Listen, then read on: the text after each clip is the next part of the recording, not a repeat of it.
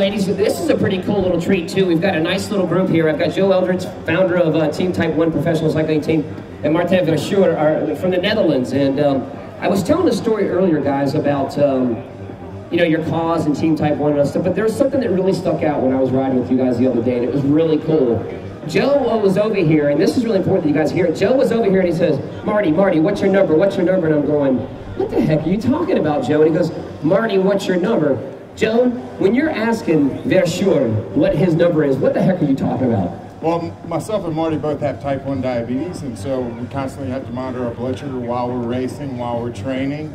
And so we kind of ask each other how you're feeling, what's your blood sugar, what's my blood sugar, kind of make sure that we're both in the right range and making sure we're not going too low, too high.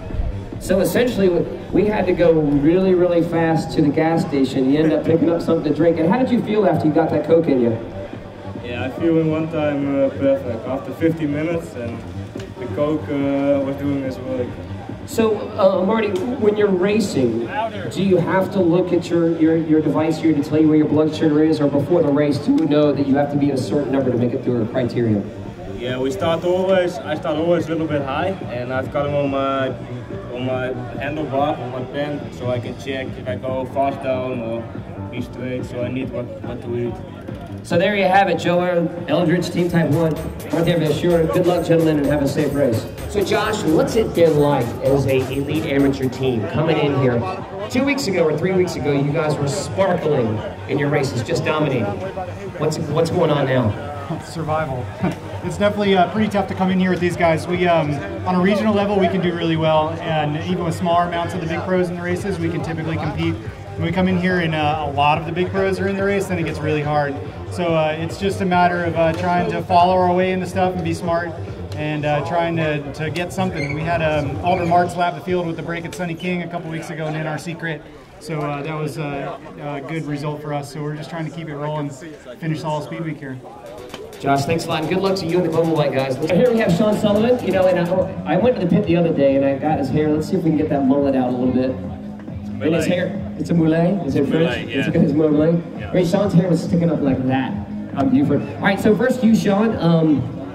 What are your thoughts this week? I mean, last year you guys raced great. You guys were helping protect heat, but this year a little bit dynamic. You have a lot of riders who are doing a lot of things. Vargas and, you know, Stranger was in there, and of course you were in a couple of moves. What's your feelings on Speed Week so far?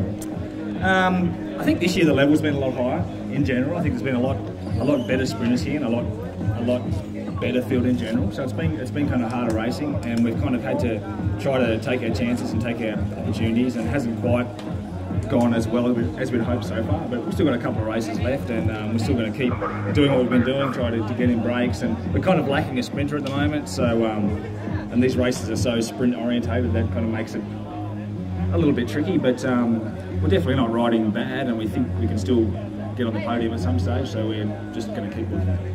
All right, Sean, let's go over to Heath. Heath, seemed like you've been at the right spot at the right time, but just, you've been at the right spot at the wrong time, and you keep finding yourself stuck in the middle of the line. Is that kind of been the overall impression based on your feel on how you're riding right now? Just kind of can't get the mojo going. Yeah, I think that's the way it is for myself and the team. We've been covering the moves, but they haven't quite been the right moves, and we've been missing the ones that are going at the right time. So it's part of reading the race and part of the luck, and hopefully we can have a couple of better days today and tomorrow.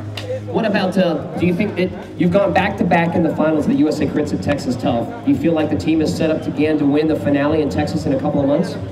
I think we've got a good team, and we'll have a sprinter there, and hopefully a couple of guys more in form, and so it's our home race for the team, so we really want to go out with a bang there again.